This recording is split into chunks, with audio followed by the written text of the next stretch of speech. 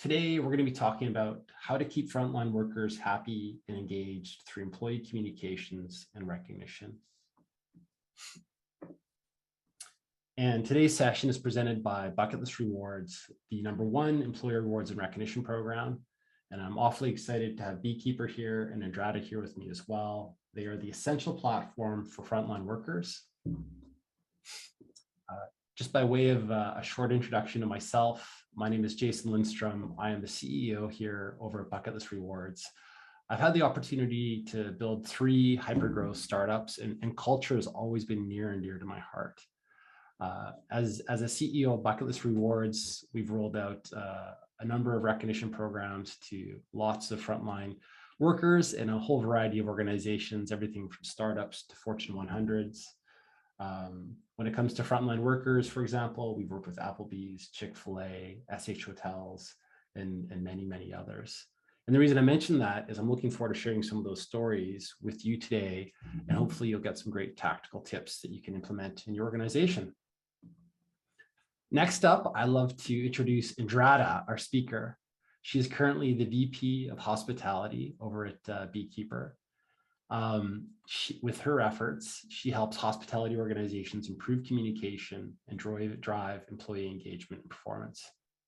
Andrada has worked with a variety of organizations like Accor Hotels and Fairmont Raffle Hotels. While at Fairmont, she used Beekeeper to bring nearly 50,000 frontline employees working together as one dispersed team. She's also served as a consultant at McKinsey, and she holds an MBA from Wharton, which I think is amazing. So Andrada, welcome to today's webinar. Thank you very much, Jason, for inviting me, and thank you for the introduction. And hello, everyone. To share the bigger mission, we've done a whole series of webinars. And for those who've attended before, the reason we do these is we're genuinely on a mission to help people leaders build the best possible cultures. And what do I mean by that? And what's the takeaway for you today? It's our intention that everybody here sort of gets between 1 to 3 actionable takeaway tactical tips that you can roll out in your organization today. And at the end of today's session, I'd love to ask you, what did you find most valuable? What tip or insight was of best value to you? For an agenda, we're going to talk about emerging trends for frontline workers. We have some great tactical solutions you can roll out today, and we'll of course open it up to Q&A at the end. If you do have questions, please feel free to type them into the chat window. And of course, Zoom has the question and answer window as well. Feel free to use either one. As I mentioned, we'll answer the majority of questions at the end. If there's a quick question, we might occasionally divert and speak to it on the fly. And with that, I'd love to start by asking you, the attendees, a quick question. So in a moment, I'm going to pop this up as a poll. And I'd love to ask you, what is your biggest challenge at the moment? Is it hiring talent? Is it ensuring all employees are properly trained? Is it doing more with fewer employees or engaging and retaining employees? So I'm going to go ahead and pop this poll question up on your screen. So you should see that up on your screen now. So please go ahead and give that an answer. And in about 10 more seconds, I'm going to go ahead and share the results with everybody on today's webinar. So we're seeing tons of answers, which is excellent. And give it another 3 seconds, and then we'll share the results. So I'm going to go ahead and share the results. It looks like the vast majority of you are interested in hearing more about hiring talent. Not surprising, given today's climate. It looks like next most important is engaging and retaining employees, followed shortly thereafter by ensuring all employees are properly trained.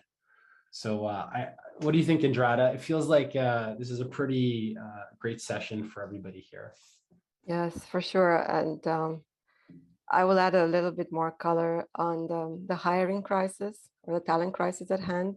So if you can move to the next slide, please, I will start. This is from Lodging magazine, and I thought it was pretty accurate. I mean, we talk to industry leaders every day, and this is what we hear. We hear that GMs are cleaning rooms, and they have sometimes full boards of rooms for the day. We hear that sometimes they bring their family to help.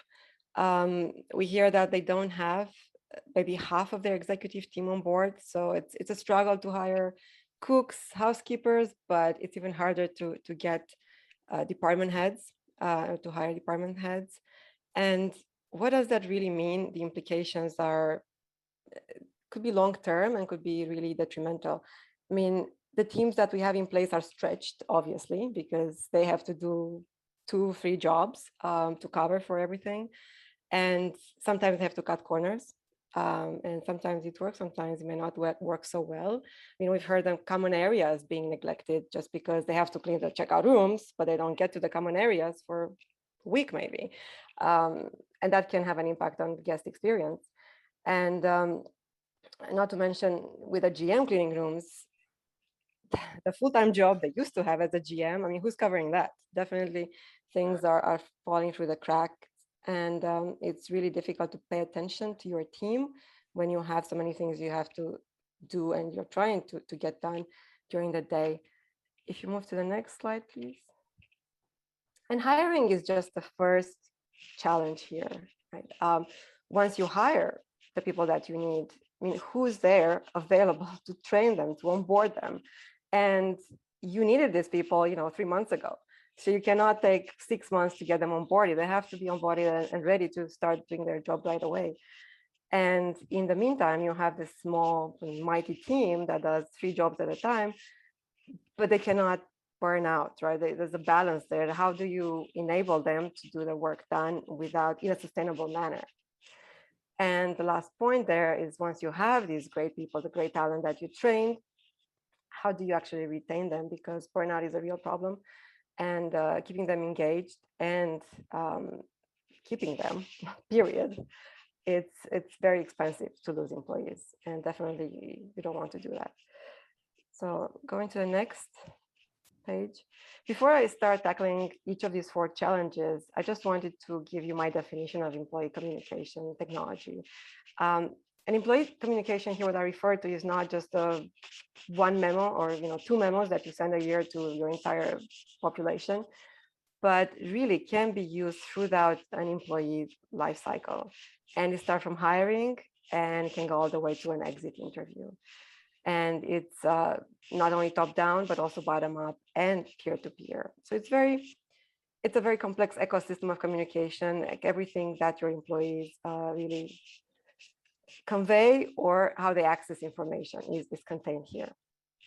And if you move next page.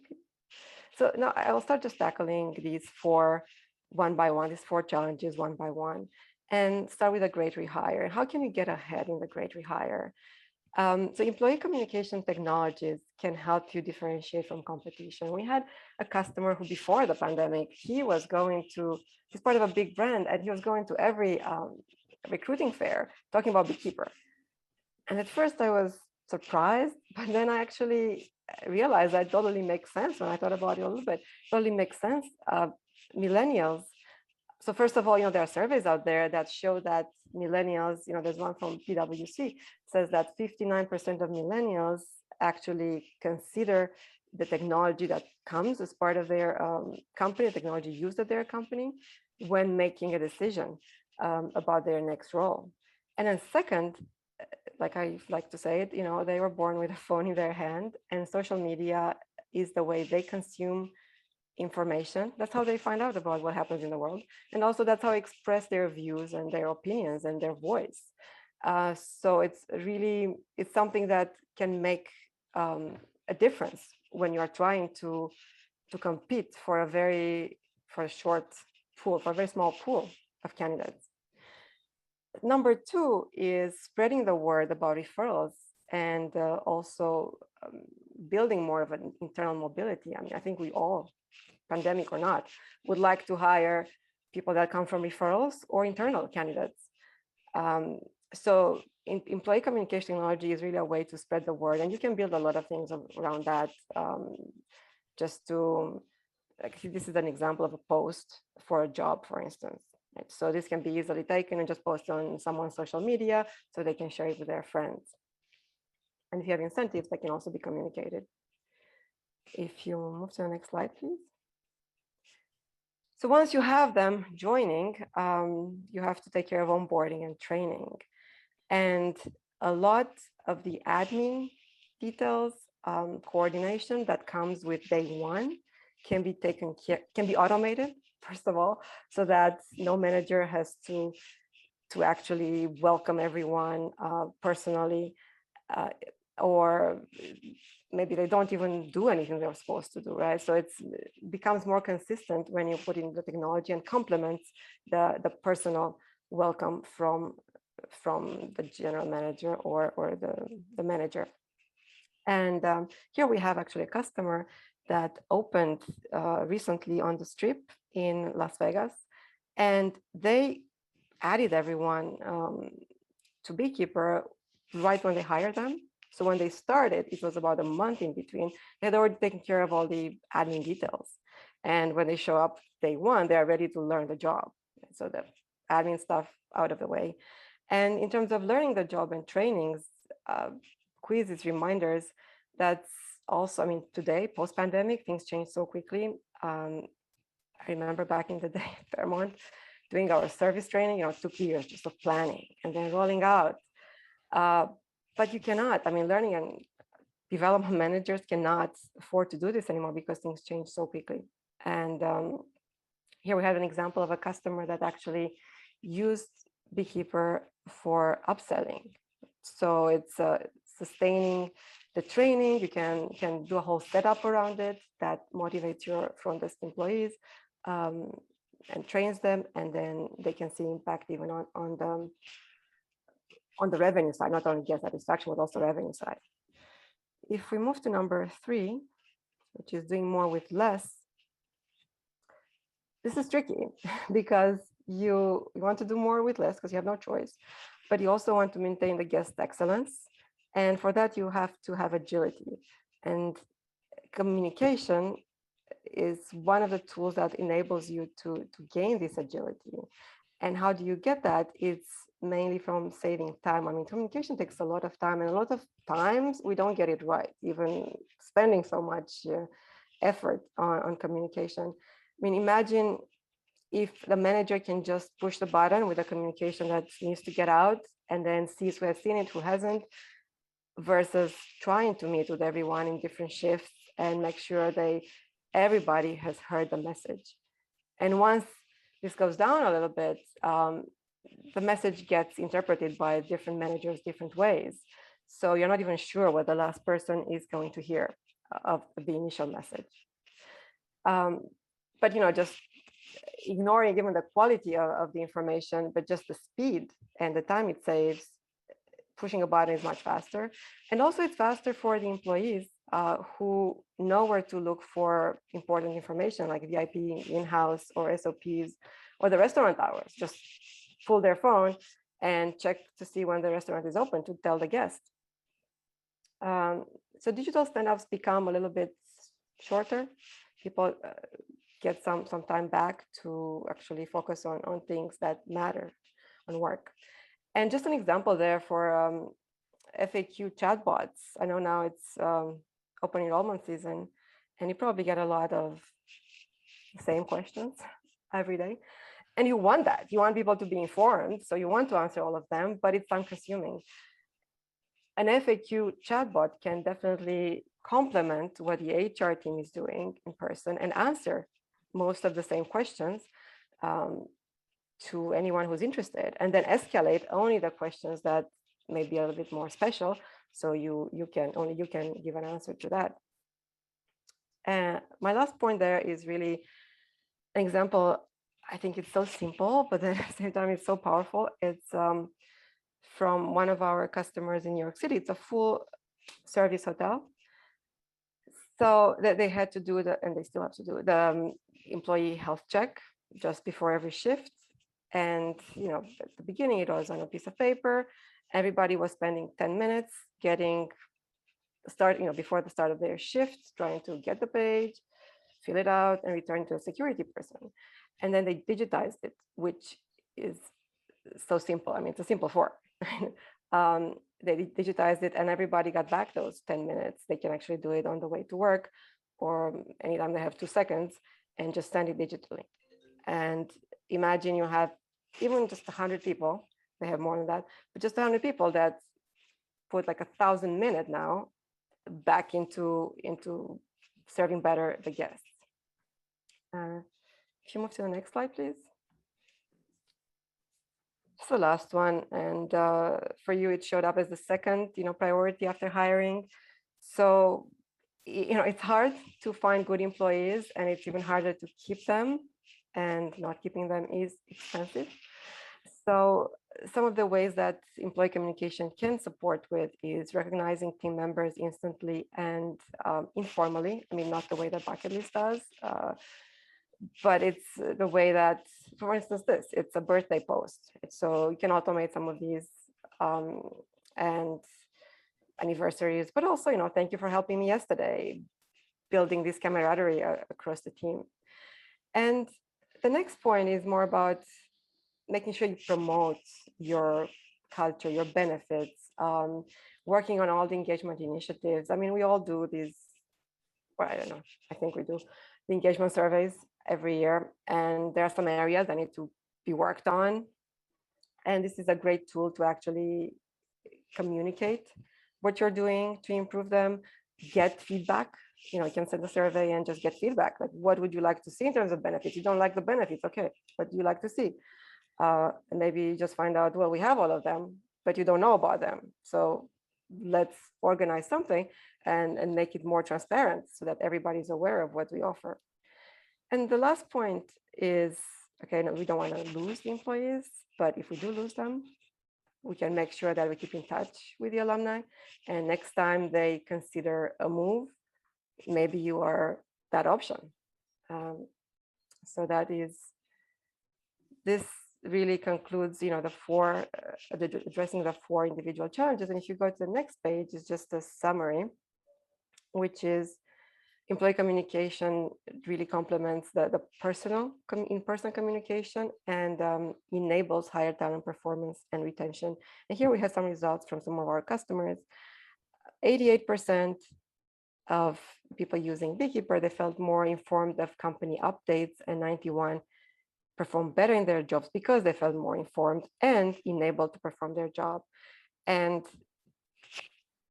engagement also increased by 23%, which also correlated with a reduction in turnover by 20%. Awesome. Thank you so much, Andrada, for the walkthrough and the context. And what I'd encourage people to do, again, is if questions come up, please feel free to type those in the chat window and the Q&A window, and we'll be sure to tackle those in just a few moments. And just as an extension and to build off of what Andrada was saying, I'm going to do a slightly deeper dive into 2 topics, which is retaining top performers and, of course, recruiting great staff. And something Andrada mentioned earlier as well is the idea of employee referrals and the value of those. And I'm going to share some ideas on how to really bring that to life. But let's start off by talking about how can you keep good staff on board? How do you keep them engaged? And I just wanted to share a short story from an organization called Home Instead and how they rolled out a recognition program to significantly reduce employee turnover. So who is Home Instead? They have many thousands of employees located all over North America in a large number of care centers. It includes things like nurses, nurse assistants, admin staff, management, of course, leadership. They are the world's leading provider of personalized in-home care services. And when they rolled out the recognition program, some of the things they wanted to do was to reward staff for what really matters. And I'm going to give you some examples and ideas that you could potentially implement in your organization in just a few moments.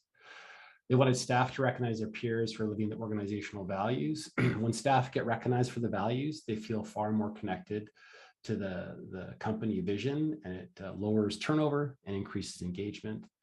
And at the end of the day, they really wanted to increase the recognition between and amongst employees. So what do they do? In summary, they rolled out a full enterprise recognition program where everybody can participate. It's what we call a peer recognition program, and I'll speak to the value of that in a few moments. Earlier, I mentioned that they rewarded things that mattered. So at Home Instead, it's rewarding things like a last-minute shift pickup. And I'm sure many of you have been left hanging when a key staff member didn't show up or quit at the last moment. But by rewarding last-minute shift pickups, you'll see a huge uptick in that specific behavior. They also created larger awards, in this case, something called a caregiver award. And they did something called a monthly office safety contest. And when you recognize people for performing safe behaviors, you'll see safety performance, again, significantly go up. I'm going to do a slightly deeper dive into peer recognition because it is hands down one of the most effective tools managers have and staff have to make people feel included. So a lot of times you'll have staff that are distributed, maybe they're working with guests or clients, and managers aren't always able to observe them doing all the great work. If you have a peer recognition program, staff can recognize one another for doing a great job. They feel more included, and again, turnover goes down and engagement goes up. So what were the outcomes over at home instead? They saw a reduction in voluntary turnover by more than 40% in some cases. Employees also had a full platform where they could recognize one another and give out shout outs. They had a mobile platform where staff could recognize one another on their phones. They could also do it via desktop computers. And management and employees felt like they had a direction and purpose for their engagement. Obviously, we provide a platform that does employee awards and recognition, but regardless of that, I wanted to share an idea or help you answer the question, how can I roll out a recognition program today? So maybe some of you are really keen, you just want to get started. I wanted to share a couple of tips of things you can take action on now. And I'm going to share another short story of how an organization called 1-800-GOT-JUNK did that. So 1-800-GOT-JUNK, they're just in the business of trash removal. Again, many thousands of staff spread out all across North America, very distributed team, lots of employees out in the field driving trucks, literally just picking up trash. And what do they do and how do they recognize staff for great performance? They do something called a daily huddle. It's, in this case, a virtual meeting done on Zoom. How do they do it? They do it every single day. It's roughly 15 minutes long. They start off with good news. They recognize staff for outstanding performance, and they also share the company KPIs. So everybody feels included and knows how the company's performing. Creates a great sense of transparency and openness and alignment at the end of the day.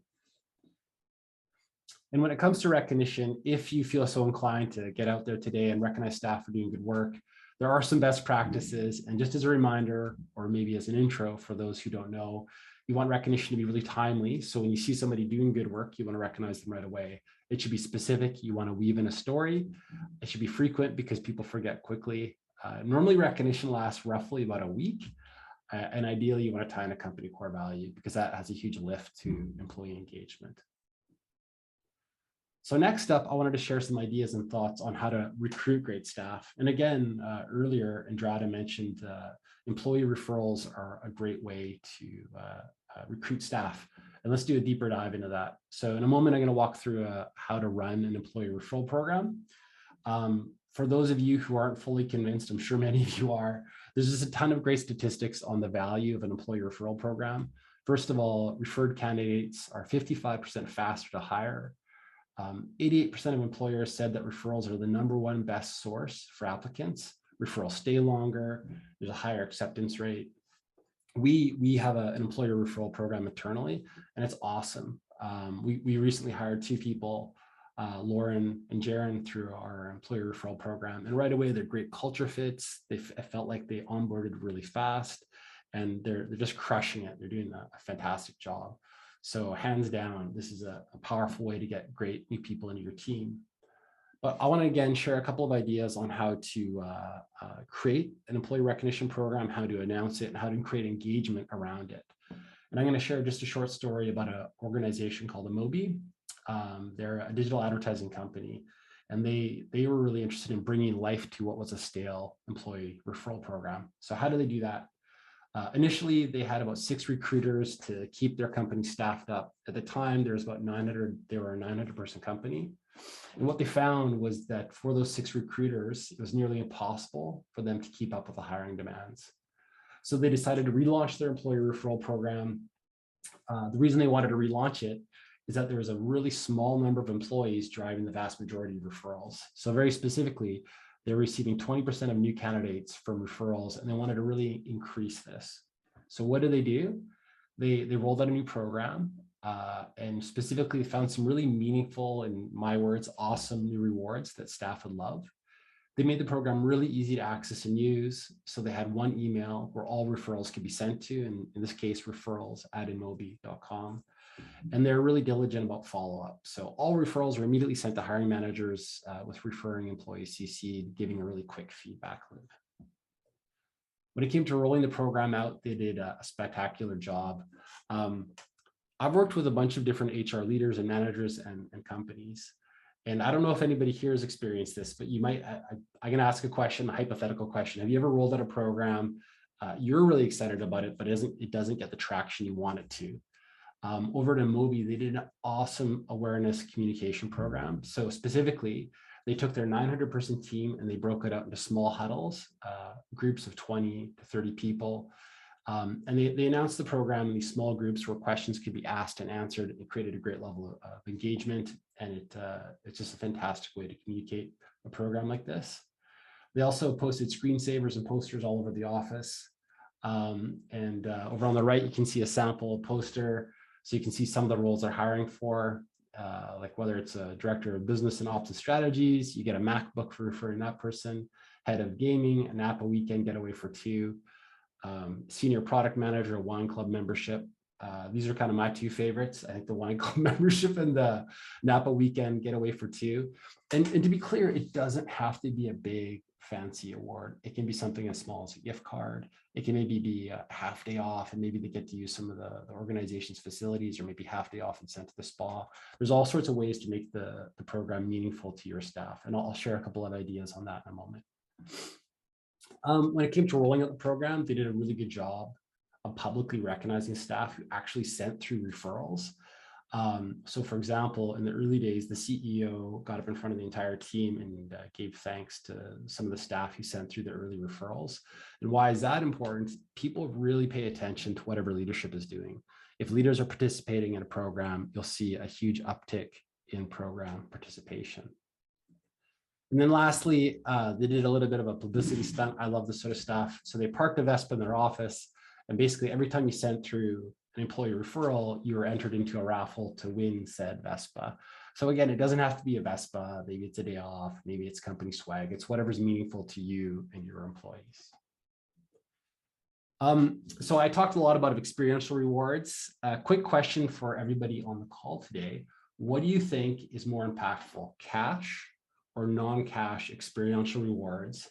This is not a poll question. Just use the chat window to type in your answer. So if you go to the chat window, what do you think? Cash or non-cash experiential rewards are more impactful to the receiver? Karen, both. Yes, you are correct. I think you found the loophole in the answer. Non-cash, non-cash, non-cash experiential. You got it, guys. And it's not just me saying that. There was a research paper done by the Wichita State University back in 2009 that said people find experiential rewards more motivating than cash. Google, for example, they also did a huge internal A/B test. They tested cash versus non-cash experiential rewards. And the reason non-cash is more impactful is you can really tailor the moment to be meaningful to the recipient. And additionally, sometimes when you're giving out cash, it gets tied to performance. And it also can create a sense of jealousy between those who got it and those who did not. In the case of Google, they gave out, it was a big award, and people got a trip to Hawaii. And you can kind of celebrate and be happy for your colleagues versus a huge cash prize that they might get. Quick comment on this, cash isn't necessarily bad, and sometimes it is appropriate or fitting to give away a smaller reward, like a gift card as well. I don't want to say it's a bad reward. I just want to say experiences can be more meaningful to the recipient. So what were the outcomes? So Inmobi rolls this program out, makes it easy to use, really cool, compelling awards. Just to reiterate, the old program, they sourced 20% of new hires from the employee referral program. With the new program, after just 6 months, the company was sourcing 50% of its tech hires via referrals. And I'm sure we could all use more of that today. So just a few tidbits and takeaways for everybody on the call. So with that, I think we've covered through the bulk of material. And what I wanted to do now is kind of switch to the summary. And what did we learn about today? We learned a bit about the talent crisis. We learned how to get ahead in the great rehire. We saw the importance of a good onboarding and the importance of peer recognition and how employer referrals can drive recruitment and retention. But for the attendees, I'd love to see, or maybe hear, just in the chat window again, were there any tidbits, takeaways that you found particularly valuable? And I'll give you guys a second to, and again, just type those in the chat window. I'm going to go ahead and switch gears in just a second here. Oh, I see a couple questions popping up. We'll get to those in a few moments, which is awesome.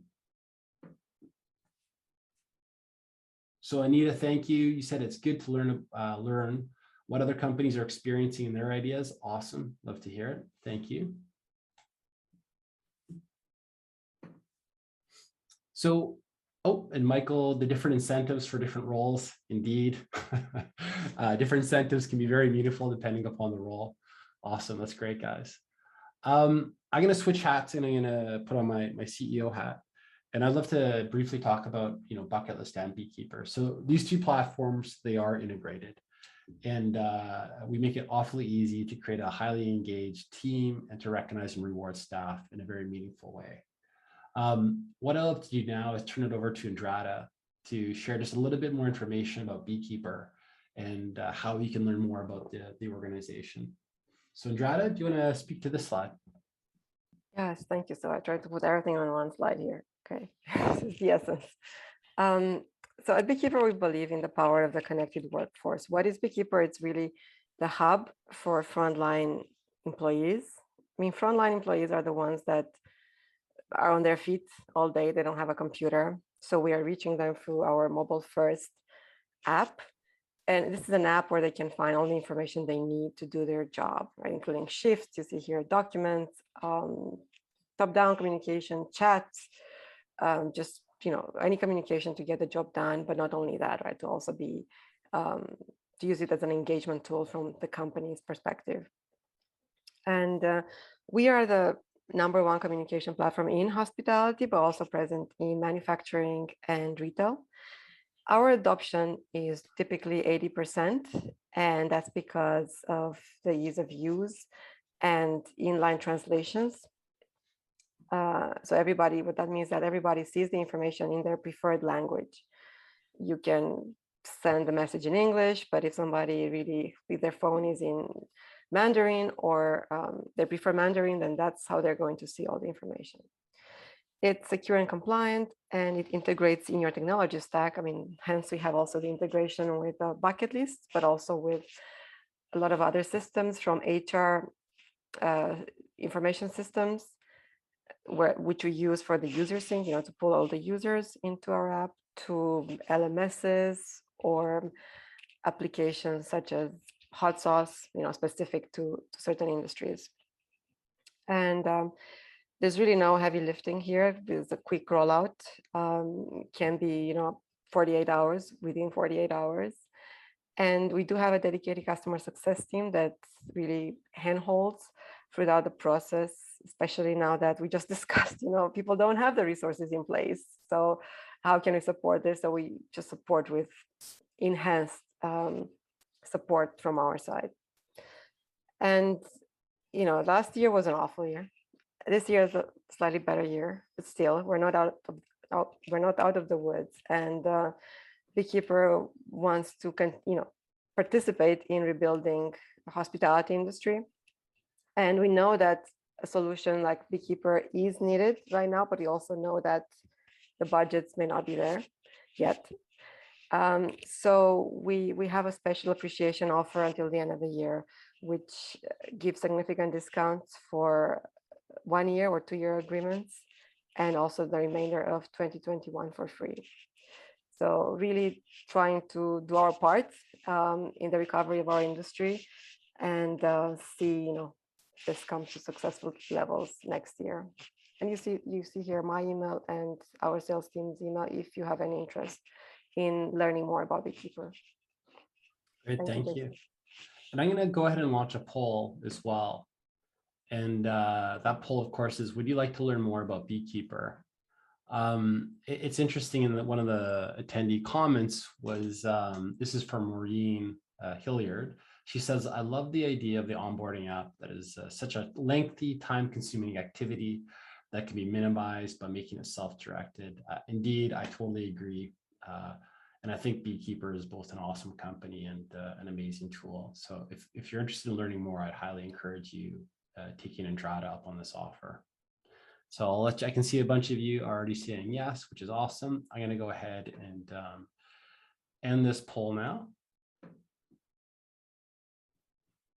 And similar to Andrada, I'm going to put this up on screen in just a second. If you're interested in learning more about Bucket List Rewards, we are the #1 ranked employee rewards and recognition program. We have some fantastic experiences in automating and streamlining recognition. That includes everything from like automating birthday and birthday awards, anniversaries, milestones, peer recognition programs, manager spot bonuses. And we have an outstanding track record of building fantastic cultures or helping you build and improve cultures and reducing employee turnover. So if you want to learn more about Bucket List, I'm just going to throw up one more poll question. I'm going to go ahead and launch this. So yeah, if you're interested in learning more about Bucket List, just go ahead and click yes. And we'd be happy to provide a little bit more information about as to what we're all about. And just as a quick reminder, I'll give this another few more seconds. Bucket List and Beekeeper are, of course, integrated. Awesome. I'm going to end this poll. And we're going to turn it over and go to Q&A in just a few moments here. Excellent. So I can see some questions popped up in the chat window and I think some in the QA window as well. So the first one is from Melody Youngs. Thank you. She said she's hoping to hear more specifically about tips for internal communications. Andrada, do you want to tackle this one, or I can maybe share a little bit of a commentary on that as well?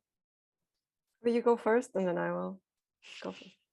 For sure. So I think Andrada and Beekeeper can give some really fantastic insights when it comes to internal communications anyways. But some of the things we've done, and I think internal communications is a fairly broad umbrella, but I'll share some broad tips and ideas we do. When it comes to employee onboarding, we have a really detailed onboarding process that lays out a day-by-day schedule to clearly communicate what the company is all about. As a part of onboarding, we also share the company mission, vision, and values. I think a lot of companies overlook this step, but staff get really excited when they get some insight as to where the company is going to be 1 year, 2 years, 3 years out. We do weekly one-to-ones with all staff. So the direct report will work with the team in something called a goal set and review. And we also do quarterly career checks with every single employee as well to make sure employees are aligned and headed in a trajectory that they're happy with. Those are just some quick tips from my point of view. Andrada, I don't know if you have any additional comments or questions around that. Yes, and I'm not sure exactly what part of internal communication, she's referring to, under what circumstances. Like I mentioned in one of the slides, to me, and I refer to it as employee communication, right? It really covers the entire life cycle of an employee. But if you're referring to like sensitive communication, you might have to communicate, let's say, as like that type of a memo that goes out to everyone. To me, that's some of the tips there. It would be, yes, it has to be really transparent. I think transparency can really help you get where you want to. And it's both ways. I mean, it could be with sensitive announcements. It could also be with initiatives. I mean, a lot of initiatives fail just because people don't understand what you're trying to achieve. And starting there and explaining that and how everybody fits. Everybody wants to do a good job. They come to work trying to do a good job, most people. But then I think there's a disconnect somewhere where they don't necessarily understand how their role is important or even feel valued. So I think that should be part of internal communication, making this is our objective. That's how you fit in. And these are the things you have to do. So that they're all clear on what's expected of them. But do you want to provide more details, specifically what you had in mind? Yeah, we'll see if Melody jumps in with a little more details. And I see another question that popped up here. And Andrada, maybe you can answer this one. When you roll out Beekeeper, what is the response you get from end users? What is the typical adoption? Yes. So from my experience, if it's easy to do and if it makes your life easier, then most people are going to jump on whatever it is.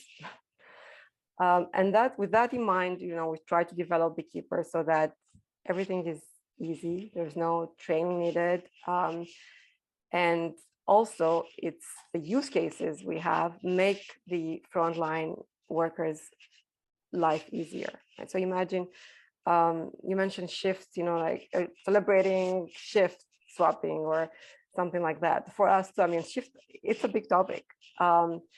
And when you, instead of calling your manager at work, or you get their voicemail, they call you back later, you call them again, when you can just open your phone and see your shifts, even if they changed since yesterday, you see your most updated shifts here, it's just easy. You don't have to play this phone tag with your manager, and the manager doesn't have to call everyone to inform of the changes, right? So when it makes your life easier, then it's there was not much pushback. But of course, there are people that don't have phones, smartphones. And for them, there's also, we have digital signage that plays really in a loop most of the messages that you see on your phone. It's one-way communication, they cannot interact with that, but they still get the information while they're having a break in the cafeteria or the back of the house. So generally, it is 80% adoption. That's awesome. And another really good question here is, our staff is not allowed to use their phones on the floor. How can a technology like Beekeeper be implemented in such an environment? So yes, this is more the older way in hospitality, where it was thought that everybody has to leave their phone in the locker room because otherwise they'll be distracted and not serve the guests properly.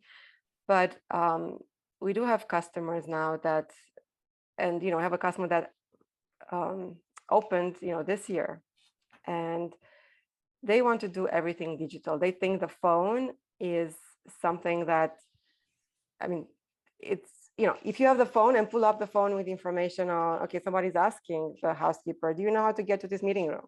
Normally the housekeeper will say, I have no idea, go downstairs and ask them, or let me ask my manager. So she walks with a person, manager, and back. But if you pull up your phone and you know where to find this information, you can say, yeah, this is the room, it's right there. So there's a trade-off. And what we've seen with our customers is that it doesn't have to be a win-lose situation. I mean, people generally, with good policies in place, they use the phone for good purposes, not just to chat with their friends. I think that's such a good insight. We have a ton of clients both on desktop and mobile as well. And there's a huge value add just to trusting and enabling employees to use their phones responsibly. Awesome. And then I saw Melody did respond to your comment, Andrada. I don't know if you have any other additional comments you might want to add, or maybe you could just follow up via email as well. And then looks like one final question. When it comes to recognition, where should I start? So my 2 cents, I think you should start with a peer-to-peer program, like I shared with the 1-800-GOT-JUNK example. You can do something like that today. The best is when you make it really easy for staff to recognize one another. What Bucket List has is a social recognition feed. It looks kind of like an Instagram or Facebook, very similar to Beekeeper, where staff can recognize one another for doing great work. That's where you're going to see the highest participation levels and the best outcomes as well, like lowering voluntary turnover or increasing employee engagement. Awesome, everybody. With that, I think we've been able to answer all the questions. And I know that probably some of you are waiting for the HRCI and SHRM credits, and those are now available up on screen. So I know sometimes people miss these, but for HRCI, the program ID is 569415, and for SHRM, 212THYW3, and we'll send through a copy of this deck as well. But I think with that, we'll move to start closing off today's webinar. So Andrada, it was such a pleasure having you here today. Thanks for your insights and knowledge and for sharing all the cool takeaways around Beekeeper. Any final comments for the audience before we wrap up? Well, I think communication is really important, and it's a foundation of everything we do. So if we can get that right in different ways, then half of the job is done. Agreed. And it's funny, if we could get communication right both at work and say at home, everything would be significantly easier. It's kind of the no, if I could only tell my kids one time something and they would do it, but no, it has to be 10 times. No kidding. With that, everybody, thank you so much for attending today. Like I said, we're here to add value, so I'm really excited you guys got some good takeaways.